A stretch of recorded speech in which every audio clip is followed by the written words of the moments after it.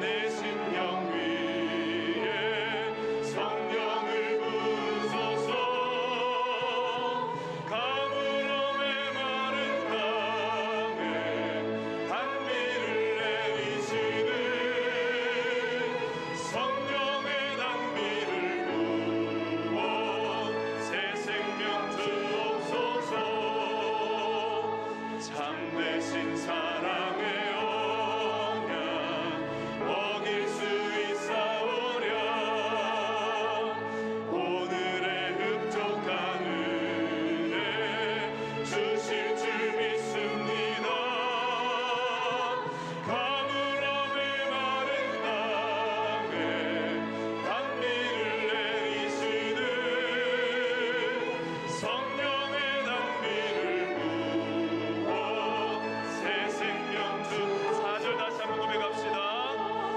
참되신 사랑의 언약 어길 수 있사오랴. 오늘의 흡족한 은혜 주실 줄 믿습니다. 아멘. 가물어 메마른 땅에 단비를 내리시는 성령의 단비를 새 생명 주 가물어 메마른 땅에 가물어 메마른 땅에 단비를 내리시는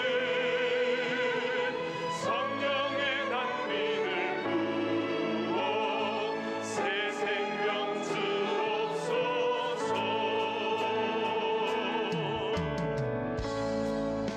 주님 곁으로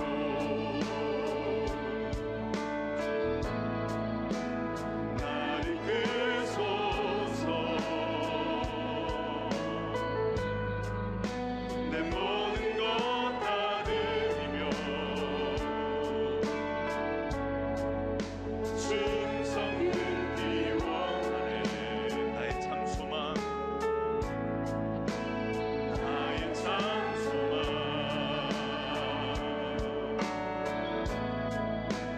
그 무엇과도 바꿀 수 없는 주 사랑 그 품 안에 남기니 주님의 길로 인도하소서. 주님의 길로 인도하소서. 주님만이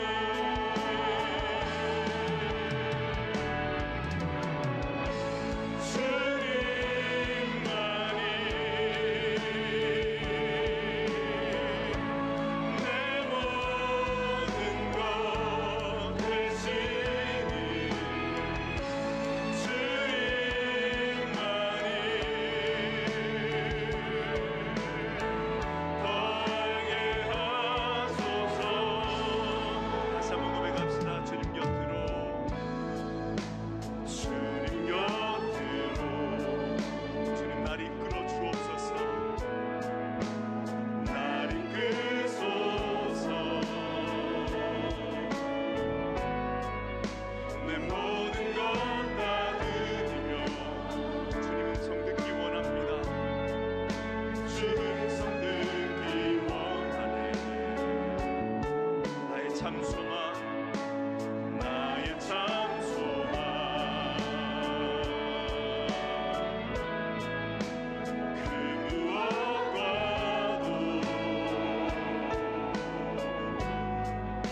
바꿀 수 없는 주 사랑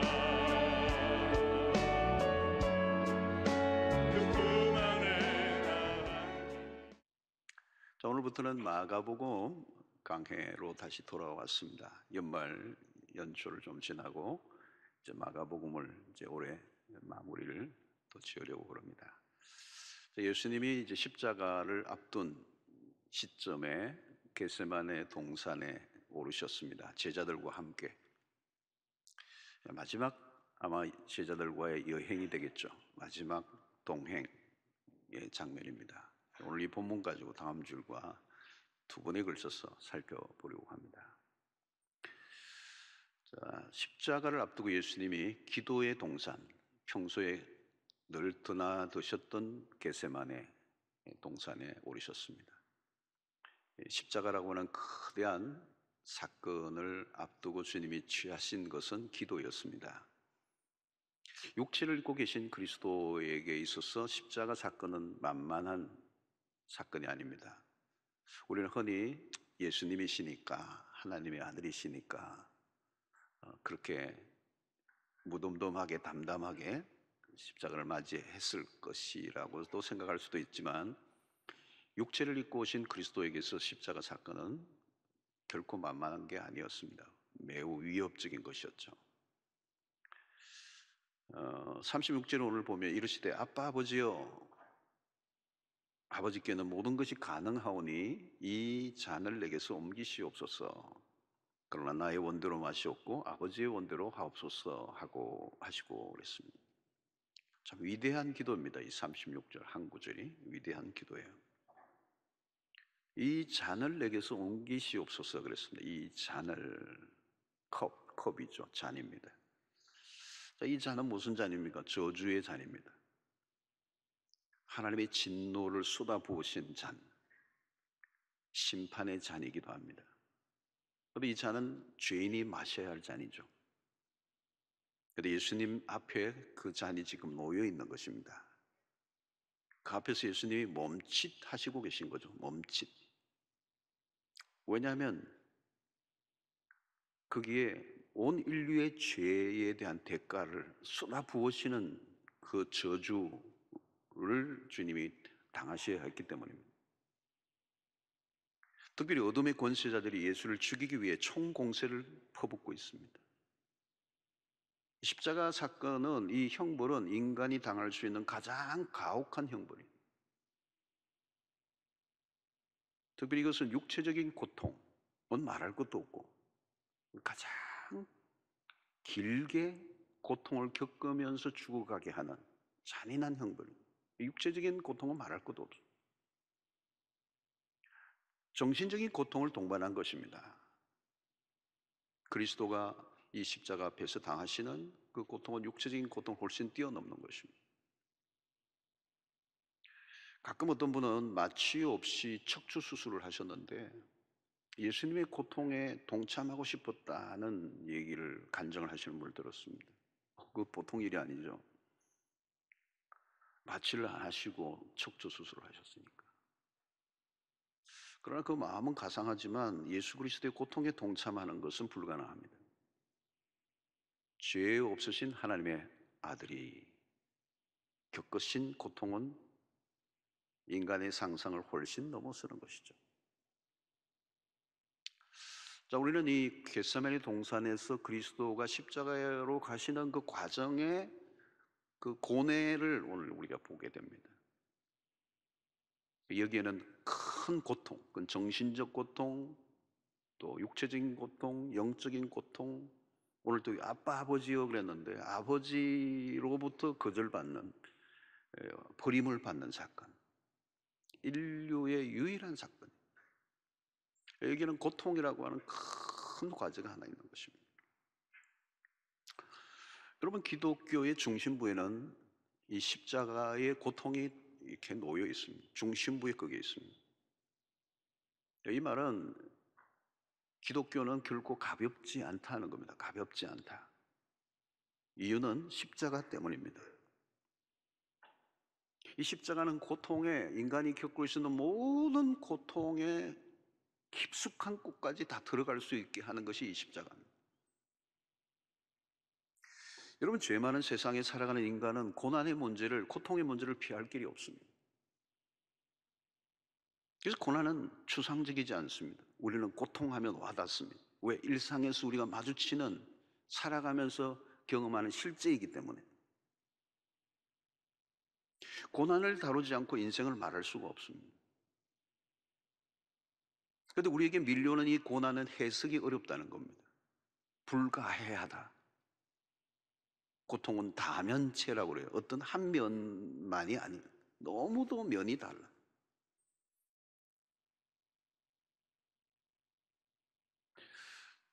자, 우리는 고난을 다루지 않고 인생을 말할 수 없습니다. 우리에게 밀려오는 고난은 문제가 해석이 어렵다는 겁니다. 해석이 안 되기 때문에 답을 하기도 어려운 것입니다. 사람들마다 당하는 고통의 깊이와 그 고통의 종류가 다 달라요. 고난을 쉽게 다루면 안 되는 것이죠. 고난의 문제를 가볍게 다루는 사람을 만나면 분노가 막 일어납니다. 설교자도 성도의 고통에 쉽게 답을 해주려고 하는 시도는 설교자에게도 위험한 거예요. 너가 고난을 알아? 여러분, 그렇습니다. 내가 당한 고통의 깊이 안으로 들어올 수 있는 사람이 이 세상에 아무도 없습니다. 그리고 누군가 고통을 겪고 있을 때 그 고통의 안으로 내가 들어갈 수도 없어요. 고난을 제대로 이해해 줄 수 있는 사람이 이 세상에 있을까요? 부부도 어려워요. 주변 사람들의 어설픈 위로는 고통을 더 심화시킵니다. 그 이야기가 욥의 이야기입니다. 기독교는 고난을 제대로 다룹니다. 고난의 정면으로 다가서게 합니다. 그것이 십자가입니다. 그리스도는 고난을 아시는 분이고 고난을 다루실 수 있는 분이십니다. 왜? 그분이 고난을 겪으셨기 때문에. 그리스도는 고난을 새롭게 다루시고 새롭게 해석하시는 분이십니다. 하나님의 아들이시면서 직접 고통을 겪으셨던 그리스도. 살다 보면 그 누구도 나와 같은 고통을 이해할 수 없을 것이라고 여길 때가 있습니다. 그때 우리가 그리스도에게로 나아가야 돼요. 우리는 그리스도의 고통을 이해할 수 없습니다. 그러나 그리스도는 우리의 고통을 아십니다. 오늘 우리는 본문에서 주님의 고뇌에 찬 장면을 보게 됩니다. 자, 주님의 기도 속에 우리는 첫 번째 발견하는 것은 주님의 기도는 진실했다는 겁니다. 33절에 보니까 베드로와 야고보와 요한을 데리고 가실 때 심히 놀라시며 슬퍼하사 그랬습니다. 자, 이 본문은 번역하기가 굉장히 어려운 단어입니다. 헬라 원어로도 보면 굉장히 어려운 단어들에 비해요. 이유는 뭐냐? 그리스도가 겪으신 십자가 앞에서 겪었었던 그 마음의 심경을 인간의 언어로는 표현하기 어려운 거예요. 심히 놀라시며 슬퍼하사. 여기 놀라시다라는 이 표현은요, 너무 놀라서 턱이 덜덜덜덜덜덜. 이 슬퍼한다는 말은 거대한 충격을 동반한 고통을 말하는 것입니다. 그래서 여기 심히 놀라시고 슬퍼하셨다. 이것은 어떤 강력한 충격 속에서 극도의 슬픔에 잠겨 있는 상태라고 말하는 거죠. 자, 34절에도 보니까 말씀하시되 내 마음이 심히 고민하여 죽게 되었으니 그랬어요. 여기 심히라는 단어가 나오죠. 심히. 내 마음이 심히 고민하여. 그러니까 이것은 이미 죽음과 같은 고통을 맛보고 있는 겁니다. 어마어마한 문제가 닥쳐왔을 때, 절망적인 사건이 다가왔을 때 심히 고민할 때 이미 내가 죽은 것 같은, 그 어떤 사람은 혼절을 하죠. 혼절. 그런 상태인 것입니다. 자, 여기서 예수님은 십자가를 앞둔 그 자신의 심경을 잘 표현하고 있는 것입니다. 예수님의 감정이 그대로 노출되고 있습니다. 자, 우리가 주목해야 되는 것은 연약한 육체를 입고 계신 인간 예수입니다. 그냥 내 십자가 짓게 하고 용감하게 나가신 게 아니에요. 심히 놀라셨고 극도의 슬픔에 잠기셨다. 짓누르는 고뇌에 찬 순간, 기도라기보다는 고뇌의 절규에 가까워. 자, 여기서 우리는 주님은 당신이 맞은 고난에 대하여 자신의 심경을 감추지 않고 있다는 겁니다. 십자가 앞에서 당신의 마음을 감추지 않는 거예요. 자기의 생각을, 자기의 감정을 그대로 표현하고 있는 것입니다. 이 잔을 내게서 옮기시옵소서. 솔직한 표현이죠, 여러분. 예수님이 바라고 싶은 것이죠. 피하고 싶었어요. 이 십자가를 피하고 싶었어요. 하나님, 십자가를 통하지 않고 구원의 길을 얻게 할 수 있는 것은 없습니까? 가능하다면 이 고통을 지나가게 하시옵소서. 여러분, 기도 안에 예수님의 진실한 마음이 들어있습니다. 여기에 예수님으로부터 배우는 기도의 레슨이 있어요. 기도는 마음에 있는 것을 있는 그대로 토해내는 것이다. 여러분, 시편의 기자들의 시편을 읽어보면 그 기도문들 보면 굉장히 사실적이고 직설적이고 포장되지 않고 자신의 있는 생각을 노골적으로 표현합니다. 여러분, 시편을 읽어보시면 시편 15절 이런 말씀: 악인의 팔을 꺾으소서.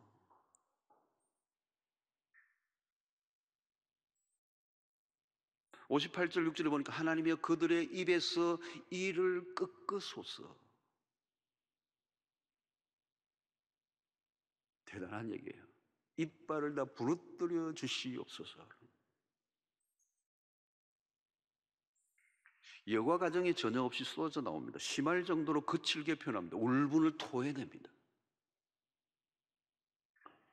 그렇습니다, 여러분. 그게 기도예요.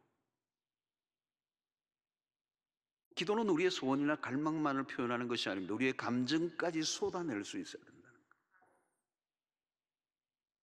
시인은 원수에 대하여 무제한적으로 보복해 주시도록 단언합니다. 여러분, 기도가 응답되느냐 안 되느냐의 문제가 아니고 기도에 있어서 우리의 마음을 충분히 하나님 앞에 드러내는 일이 중요하다.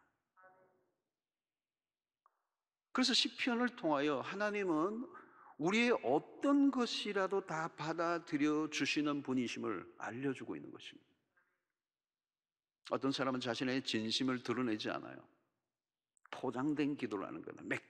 아주 그럴듯한 기도. 자신의 감정을 드러내지 않고 자기의 감정을 감추어요. 같은 사랑방 안에서도 기도의 제목을 나누는데 자신의 속마음을 전혀 안 털어놓는 사람이 있어요. 집에서는 난리가 났는데 기도 제목을 나눌 때는 그냥 다 건강하게 해주시고 이런.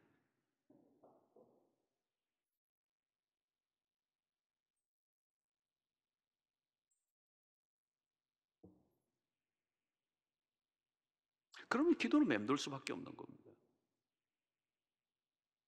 형식적이고 의례적인 기도는 중심부로 들어갈 수가 없어요. 자신의 진심을 드러내지 않으면 그건 기도가 될 수가 없는 것입니다. 가끔 우리는 자기의 마음을 괜히 잘못하는 사람들에게 털어놨다가 루머의 주인공이 될 수도 있기 때문에, 나는 정말 아픈 얘기를, 속 깊은 얘기를 털어놨는데 그 얘기가 막 떠돌아다니는 거예요. 그게 상처를 받는 거예요. 그래요, 여러분. 세상에는 비밀이 없어요. 마음속 깊은 얘기를 털어놓을 것이 없어요. 비밀로 해줘 희망사항이에요. 비밀은 없어요. 그래서 마음의 병이 되는 거죠. 내 마음을 털어낼 데가 없어. 정말 속 깊은 얘기를 털어놓을 것이 없어.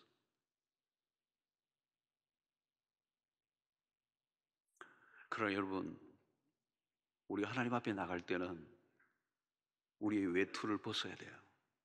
우리의 민낯을 드러내야 돼요. 내 속 깊은 감정을 표현해야 돼요. 그래서 시편 51편 10절에 다윗의 기도죠. 하나님이여 내 속에 정한 마음을 창조하시고 내 안에 정직한 영을 새롭게 하소서 그랬어요. 정직한 영. 아마 바세바 사건 이후에 한 1년 동안 다윗에게는 이 정직한 영이 없었어요. 기도했겠죠. 기도는 했을 거예요. 그런데 하나님과는 닫혀 있는 생각. 형식만 남은 기도는 기도가 아닙니다. 바리새인들의 기도가 왜 문제가 되죠? 그들의 기도는 진실하지 않았어요. 기도의 내용이 심하게 가공되어 있다는 가공. 내용으로 치면 바리새인들처럼 내용이 좋은 기도가 어디 있었겠어요? 이런 미사역으로 꾸며진 너무 화려한 기도예요. 근데 포장된 기도예요. 기도는 마음, 영혼, 깊숙한 곳을 드러내는 것입니다. 진실한 만큼 하나님과 교제가 일어나. 힘들다면 힘들다고 얘기하셔야 돼요. 남편이 밉다면 밉다고 얘기하세요. 아내가 마음에 안 들면 마음에 안 들어 죽겠다. 어떤 분은 진짜 새벽에 나와가지고 또락또락 그렇게 기도하시다고. 지난밤 마누라와 딸이 저를 너무 힘들게 했습니다. 어느 날 제가 기도하는데 그러다고, 우리 교회 말고 제 옛날에 있을 때, 그분 기도 들으면 재밌어요. 막 지난날 일어났던 게 다 일어나요. 누가 남편 몰래 밍크 그 옷 사입은 그 얘기도 다 나오고요.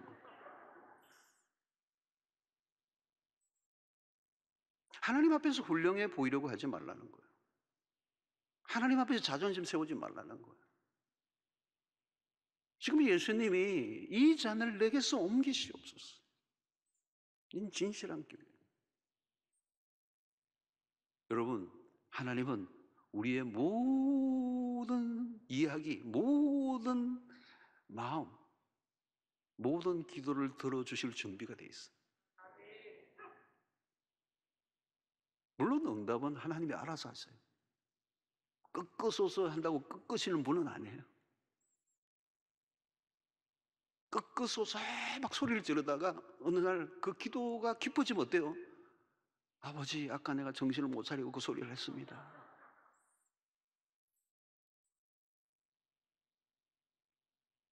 중요한 것은 하나님 앞에서 정직하고 진실한 기도를 드려야 한다. 자, 여러분, 이 기도는 치열한 것입니다. 누가는 겟세마네 동산의 현장을 좀 더 구체적으로 다루고 있는데요. 22장 44절 보면 예수께서 힘쓰고 애써 더욱 간절히 기도하시니 땀이 땅에 떨어지는 핏방울 같이 되더라. 무슨 얘기인지 여러분 상상이 되십니까? 힘쓰고 애써 더욱 간절히, 강조를 몇 번, 땀이 핏방울 같이 떨어졌다. 어떤 분은 모르겠어요. 제가 의학적으로 이게 가능하다는 얘기도 해요. 너무 강력하면 진짜 막 땀방울에서 그냥 피가 터져 나오는 것 같아요. 자, 기도의 자리는 뭐예요, 여러분? 영적 전투의 최전선입니다. 기도의 자리에서 승부가 나는 거죠. 예수님은 3번이나 동일한 기도를 드렸어요. 한 번으로 끝나지 않아요, 이 기도를. 3번. 힘써 애써 간절하게 정말 땀방울이 핏방울 되는 것 같은 기도를 3번이나 하시는 거예요. 어떤 사람은 말을 반복하는 걸 중원부원 기도라고 그러는데, 주님이 중원부원 하신 건 아니죠. 중원부원이라는 것은 의미 없이 뜻없이 그냥 늘어뜨리는 걸 중원부원이라지, 주님은 지금 사투를 벌이며 온 힘을 다하여 드리는 이 기도는 중원부원이라고 할 수가 없죠. 사도 바울에게도 유사한 모습을 볼 수 있습니다. 자신의 몸에 찌르는 가시를 제거해달라고 3번이나 간절하게 기도했다고 해요. 치열한 기도입니다.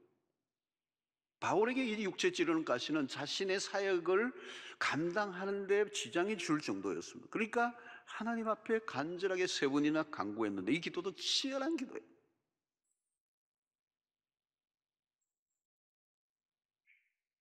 예수님의 기도 안에는 심한 통곡과 눈물이 있었습니다.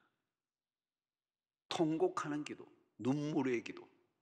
히브리서 5장 7절을 보면 그는 육체에 계실 때 자기를 죽음에서 능히 구원하실 이에게 심한 통곡과 눈물로 간구와 소원을 올렸고 그의 경건하심으로 말미암아 들으심을 얻었느니라. 적당한 기도가 아니고 생명을 건 기도였습니다. 주님은 당신 앞에 고통을 기도로 풀어내신 거죠. 기도 외에는 다른 길이 없으니까. 이런 순간에는 고상한 기도를 드릴 수 없습니다. 전투적인 기도입니다. 품위 있고 세련되고 격식을 갖춘 기도와는 전혀 거리가 먼 기도. 가장 절망적인 사건 앞에 인간이 할 수 있는 것은 기도입니다. 사람들은 평소에 고상한 기도로 끝맺을 때가 있습니다. 별로 아쉬운 것이 없을 때는 그렇게 할 수 있습니다. 커피 잔 놓고 편안하게 소파에 앉아서 하품도 몇 번 해가면서 다리 꼬아가지고. 그러나 여러분, 여기에 주님의 기도는 그런 기도가 아니에요. 피가 뒤섞일 정도, 땀방울이 그냥 범벅이 되는, 절규하는, 하나님께 울부짖는, 통곡할 수밖에 없는, 소리를 지를 수밖에 없는. 어떤 사람은 그래, 뭐 그렇게 소리를 지르면서 기도하냐고. 아직 경험을 못 해봐서.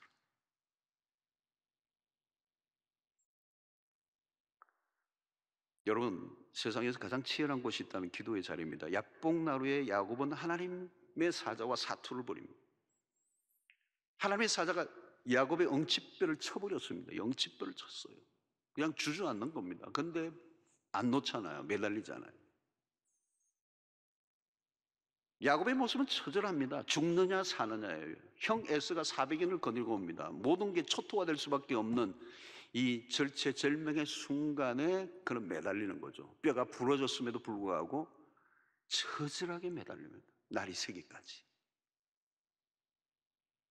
그런 기도입니다. 그게 기도입니다. 한나의 기도가 그렇습니다. 3월 1장을 보면 그녀의 기도가 얼마나 깊은 기도였는가. 그 시대에 무기력하게 앉아있는 엘리 제사장과 아주 대조를 이루는, 엘리 제사장 기도 안 했겠습니까? 그러나 그 기도는 무기력한, 기운이 빠진 형식적인 제도적인 기도였습니다. 그러나 한나, 그 시대의 불임을 안고 하나님 앞에 절규하는데 그것은 영혼의 밑바닥, 가장 밑바닥에서부터 토해내는 기도였어요. 엘리가 나중에 보니까 너 술 취했나 그랬어요. 영적으로 분별력이 없는 제사장은 기도하는 모습을 술 취한 것으로 본 거예요. 얼마나 강력하게 기도했던지 막 마치 술 취한 것 같아요. 신약의 수로보니게 여인의 기도도 치열합니다. 딸의 문제를 해결하기 위한 엄마의 기도는 의례적인 기도가 될 수가 없어요. 사느냐 죽느냐, 딸이 사느냐 죽느냐, 이 엄마의 모성에 하나님 앞에 부르짖죠.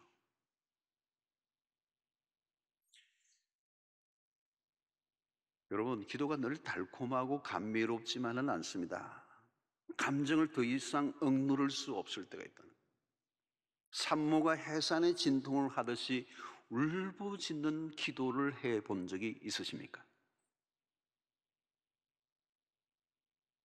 여러분, 삶이 얼마나 치열합니까? 절박한 문제 앞에 서 있을 때가 얼마나 많습니까? 거대한 산이 가로막혀 있는 듯한 보이지 않는 광야로 우리의 삶을 내몰리게 할 때가 있습니다. 그때 우리는 어떻게 해요? 그냥 기도가 아닙니다. 전투적 기도입니다. 치열한 기도입니다. 눈물이 있는 기도, 땀이 뒤섞인 기도로 승부를 해야 된다. 기도하다가 그야말로 기력이 소진할 정도로, 지금 예수님은 그런 기도를 들으시는 거예요. 기도의 자리에서 성패가 결정됩니다.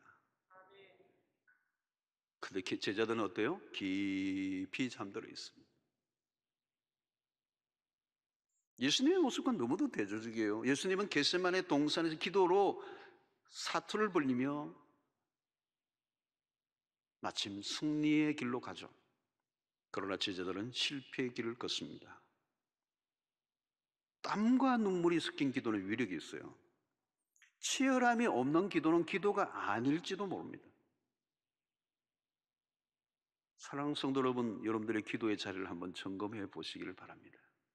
미지근한 기도, 뜨뜻미지근한 기도, 눈물이 말라버린 기도, 애절함이 없는 기도, 치열함이 없는 기도, 무미건조한 기도. 그렇다면 영혼이 잠들어 있거나 죽어 있을 가능성이 많습니다. 현재의 기도의 자리에서 나의 기도의 태도가 내 삶을 결정하고 내 영혼의 상태를 그대로 노출하는 것이고, 그것에서 이미 미래가 결정되어 있습니다. 깨어있는, 눈물이 있는 치열한 부르짖는 기도가 있게 되기를 축원합니다. 자, 예수님의 기도는 오늘 36절에서 클라이막스로 가는데요. 이르시되 아빠 아버지여 아버지께는 모든 것이 가능하노니 그랬어요. 지금 예수님은 하나님 아버지의 능력을 의지합니다. 하나님 당신은 모든 게 가능합니다. 능치 못할 리 없습니다. 그렇다면 이 잔도 옮겨 주십시오 그랬어요. 하나님 전능하신 분 아닙니까? 이런 방법밖에 없습니까? 구태여 내가 꼭 죽어야 합니까? 이 십자가를 내가 져야만 합니까? 구원을 위한 당신의 목적은 바꿀 수 없겠지만 성취하는 방법은 바꿀 수 있지 않습니까? 와, 대단한 기도예요.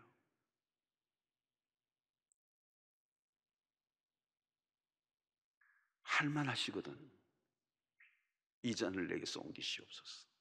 할만하시거든 이 잔을 내게서 옮기십시오. 할만하시거든 옮겨주십시오. 여러분, 이 기도가 점점 바뀌기 시작합니다. 나의 원대로 마옵시고 아버지의 원대로 되기를 원하나이다.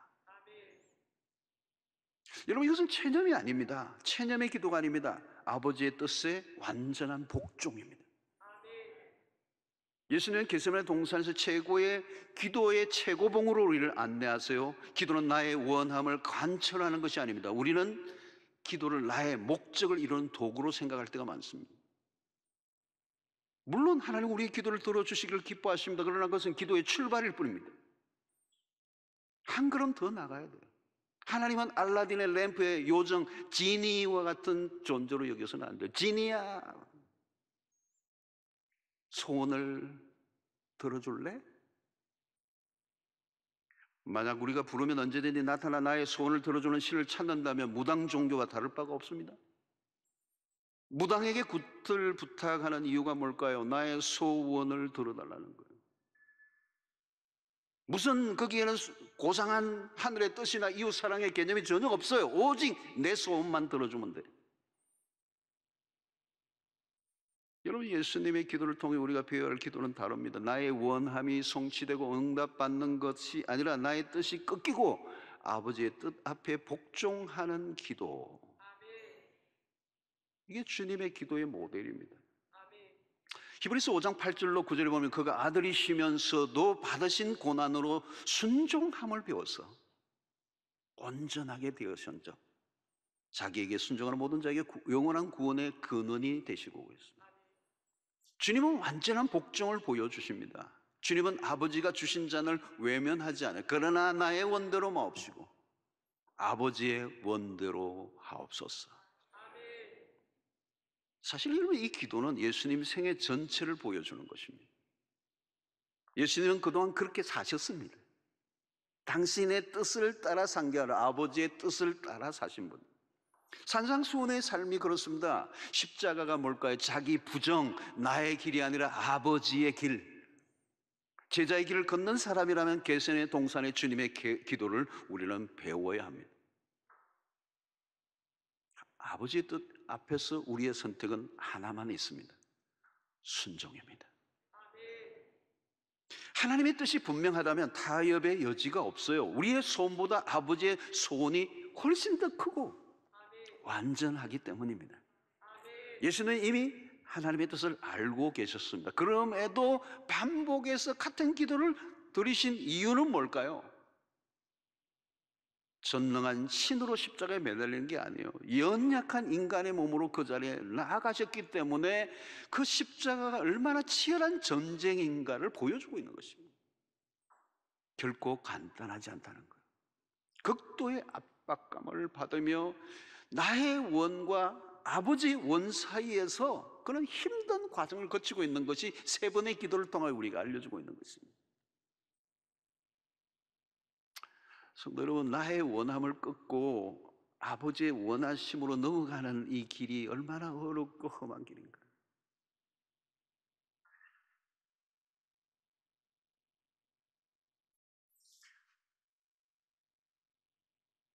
많은 경우에 우리는 여기서 실패를 해요. 몸부림을 치는 겁니다. 몸부림을 치는 거예요. 나의 소원에서 아버지의 손으로 넘어가는 게 이게 얼마나 어려운지, 이게 거대한 장벽이에요. 우리의 이 소원이 쉽게 지워지지 않아요. 일평생의 작업이에요. 여러분, 우리의 기도는 종종 막힐 때가 있습니다. 우리의 기도가 하나님의 뜻 앞에 멈춰 서야 합니다. 자주 우리의 기도는 브레이크가 걸려야 돼요. 만약 우리의 기도가 막히지 않고 구하는 대로 다 이루어진다면 어떤 일이 벌어질까요? 하나님과 우리의 사이의 위치가 바뀌어버립니다. 우리가 하나님이 되고 하나님은 우리의 종이 되고 맙니다. 기도가 마술이 되지 않으려면 우리의 기도가 종종 막혀야 돼요. 응답이 거부될 때가 있어야 된다는 거예요.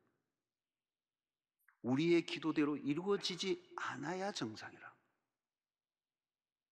그런 면에서 가장 위대한 기도는 복종입니다. 구한대로 이루어지는 것보다 이루어지지 않음으로 하나님의 역사들이 더 많이 일어날 때가 많아요. 여러분, 우리의 구하는 대로 다 이루어지면 안 됩니다. 기도의 응답으로 감사할 때가 있지만, 그러나 이루어지지 않음으로 인하여 우리의 신앙이 자라가는 경험을 할 때가 더 많아요. 성도 여러분, 복종의 기도는 모든 것을 하나님께 맡기는 것입니다. 우리의 최종적인 선택은 하나님의 뜻에 모든 것을 내어 맡기는 것. 우리는 기도에서 효력을 강조합니다. 기도한 만큼 얻어야 할 것이 있어야 한다고 생각합니다. 투자 대비 얻은 소득이 중요한 세상에서 우리는 살아가고 있어요. 내가 기도를 위해 드린 시간이 얼마인데 하나님 응답 안 해주시겠습니까? 우리는 항상 기도를 통해서 얻은 것이 무엇인가를 계산합니다. 그것은 기도를 잘못 이해한 것입니다. 기도는 그것보다 훨씬 더 높은 차원이 있습니다. 기도의 세계는 끝이 없어요. 기도를 통해 우리가 무엇을 얻었냐보다 무엇을 배웠느냐가 더 중요합니다. 기도는 하나님을 알아가는 과정이에요. 하나님을 알아갈수록 하나님의 뜻을 알게 되고, 그 하나님의 뜻을 알게 될 때 우리는 온전히 순종할 수 있게 되는 것입니다. 왜? 그 뜻이 우리에게 훨씬 더 유익하다는 것을 알기 때문에. 한국교회는 기도에 열심히 해요. 열심히 기도하는 것까지는 합니다. 한국교회만큼 기도를 열심히 하는 세계교회에서 어디에도 없습니다. 자, 그런데 왜 그 열심히 기도하는지에 대해서 분명하지가 않아요. 기도는 불인데, 뜨거운데 기도의 방향이 확실하지 않을 때가 많아요. 그 기도를 자세히 들어보면 기도 안에 동기가 좀 불순해. 그 안에 뭔가 이기적인 욕망이 들어있어요. 여러분, 그런 잘못된 동기로 아무리 열심히 불같이 기도해도요, 그건 오히려 더 위험한 것입니다. 열심히 기도하는 것보다 더 중요한 것은 바른 기도입니다. 하나님 우리에게 응답하시는 것만 기도가 아닙니다. 우리가 하나님께 응답하는 기도로 변해가는 것. 유진 피터슨 그런 얘기했죠. 응답하는 기도라는 표현을 써요. 우리는 하나님이 우리에게 응답하는 것만 생각하는데, 진정한 기도는 우리가 하나님께 응답하는 것이다. 땅의 문제에서 하늘의 문제로 발전되어져 가야 됩니다. 우리의 고통이 제거되는 것도 좋지만 더 중요한 것은 우리의 고통을 통하여 하나님의 뜻이 이루어지는 것. 진짜 응답은 뭘까요? 하나님의 뜻이 이루어지는 것. 여러분, 우리가 주기도문을 통해서 날마다 하는 기도가 뭐예요? 뜻이 하늘에서 이룬 것 같이 땅에서도 이루어지라 라고 합니다. 하나님의 원하심을 받아들이는 것, 아버지의 원대로, 그 말은 뭘까요? 예수님의 십자가의 죽음을 받아들이시는 것. 하나님이 자신에게 내릴 그 진노를 받아들이겠다는 얘기예요. 나의 원대로 마옵시고, 예수님은 자신이 살 권리도 희망도 의지도 내려놓으셨어요. 구원의 역사가 이루어지기 위한 아들의 선택은 참으로 놀랍기 거지없습니다.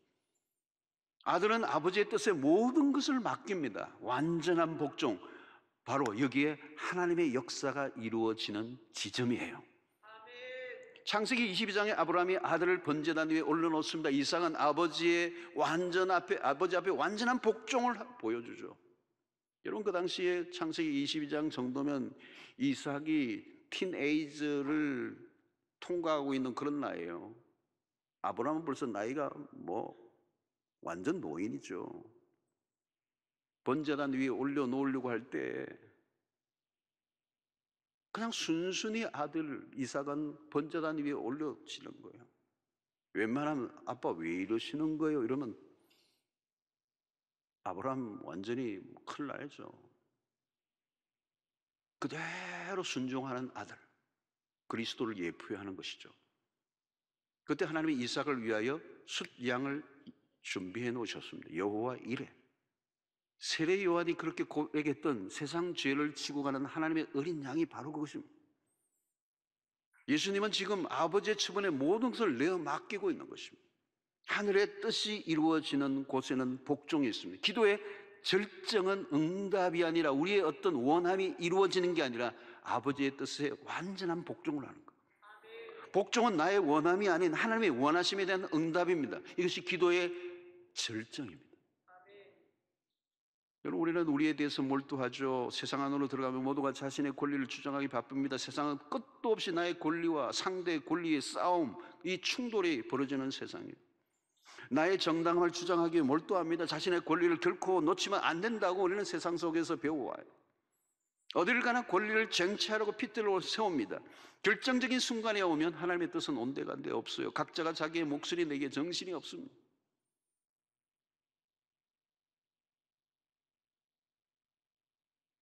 여러분, 세상은 갈등과 분쟁이 많고 요란한 이유가 바로 여기에 있습니다. 이기심으로 똘똘 뭉쳐진 세상 안에서는 하나님의 뜻은 아득한 것입니다. 우리가 하나님이 되려고 할 때가 얼마나 많이 있습니다.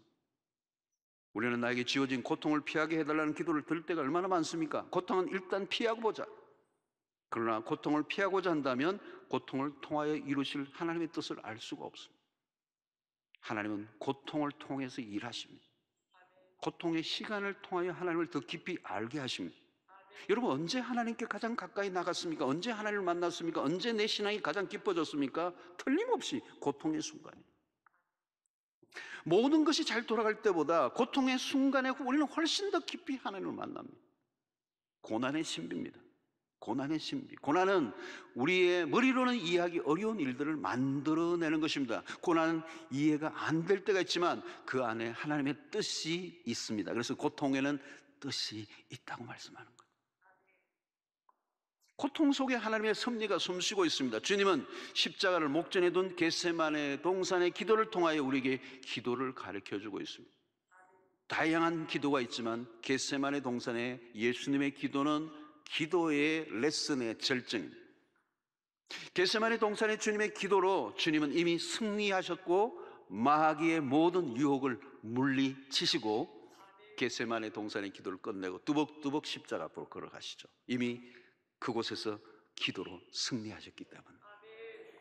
겟세마네 동산에서 예수님으로부터 기도의 모범을 우리가 배웁니다. 오늘 그분의 기도는 진실한 기도였습니다. 그리고 치열한 기도였습니다. 완전한 복종의 기도였습니다. 주님의 제자들과 마지막 밤을 지내며 보여주신 모습은 기도였어요. 그러나 아쉽게도 제자들은 기도의 레슨을 받지 못합니다. 결국 처절한 실패를 경험합니다. 사랑하는 성도 여러분, 기도의 자리에서 모든 것이 결정됩니다. 기도의 자리가 승부처입니다. 승부처.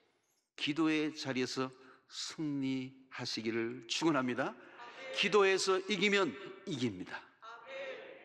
마귀는 기도의 자리에서 우리를 잠들게 만듭니다.